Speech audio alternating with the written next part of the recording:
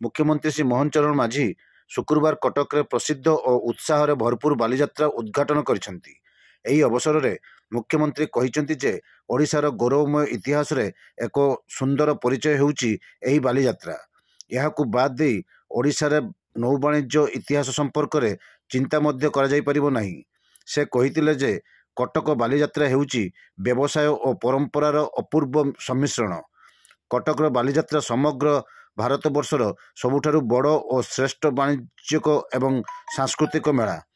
बालीजात्रा आम ओडिशार कला संस्कृति सहित धार्मिक भावना सहित अतप्रोत भाव जड़ित बोली प्रकाश करी से कहितिले जे धार्मिक ऐतिहासिक सांस्कृतिक पारंपरिक सबु दृष्टिकोण यार वैशिष्ट्य रही।